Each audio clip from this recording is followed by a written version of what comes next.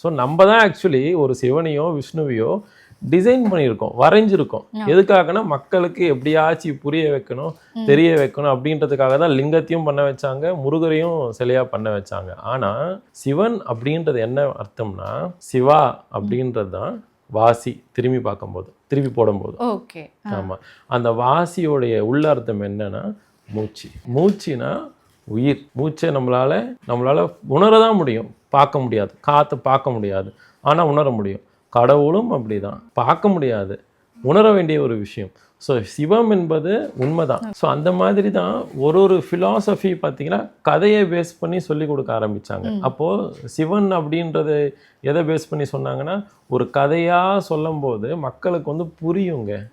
இவ்வளோதாங்க விஷயம். இந்த முருகனையோ இல்லைன்னா விநாயகரையோ பார்வதியோ ஏன் இதெல்லாம் டிசைன் பண்ணி சொல்லி கொடுத்தாங்க அப்படின்னு பார்த்தாக்கா, முருகன் அப்படின்றதோ இல்லை விநாயகர் என்பது பஞ்சபூதங்களுடைய தத்துவம்.